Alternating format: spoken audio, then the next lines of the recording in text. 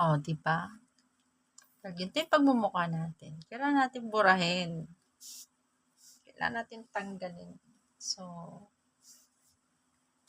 we need the bula. Yan. Pasensya na po kung hindi ko napakita kung paano ko ginawa to. Oo. Papakita ko lang kung paano ko buburahin. This one, bula. I have this Nivea Micellar Cleanser. Sana all. Then, we need to take it all off. Everything that's I have in my face. So, English po. Pwede naman mag-Tagalog. O lahat po ito kailangan natin tanggalin. Kaya naman. Tapos bago tayo maghilamos para ma-sure natin na wala tayong may iwang makeup sa ating mukha. Yes, I did use makeup.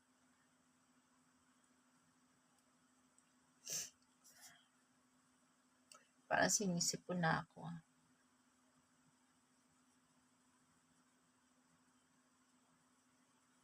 Payat.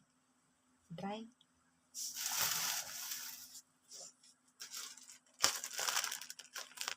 Meron tayo dito. Sino ba bumugbog sa akin?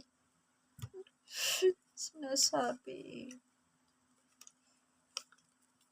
Kung ano nung pinagagawa ko sa buhay. Pero pwede nyo rin gamitin. Kahit wala kayong ganito, pwede kayong gumamit ng BB oil or body wash. Body wash. Body oil. Mabilis naman ito matanggal sana. Kasi yung pinagprituhan, pwede rin. Kung meron kayong stock. So, ayun na nga. Yung lipstick natin, ang hirap tanggalin.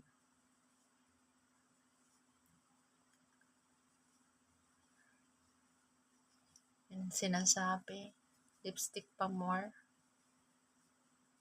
I use lipstick po kasi dun sa mga mark natin ng kalmot. Ito, yan, lipstick po yan.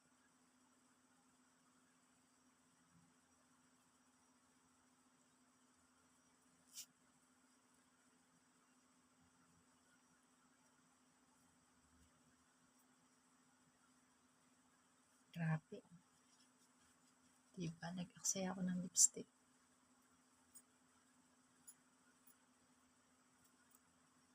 Tapos maghilamos tayo after. Hala. Busog.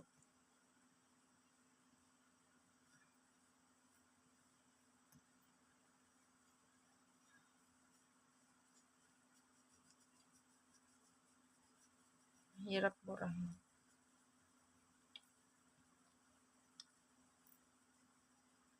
Dapat pala pinakita ko kung paano ko siya nilagay kanina. Kalimutan ko eh. Ngayon ko lang naalalang mag-video. 3 minutes. Then, last, another one. Just to make it clear.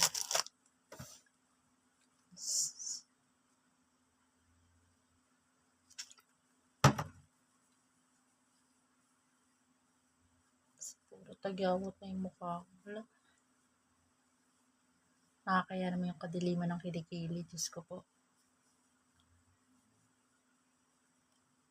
Yung madilim na nga, may buhok pa. Wala po akong time magbunot. Pero meron po talaga akong wax dyan. First time kong gagamit, so hindi ko alam kung paano ko gagamit. Baka pwede para i-video ko rin. Kaso makikita niyo yung dagim ng kilikili ko. Okay na. So, maghihilamos na lang po ako, then tutulog. Bye-bye!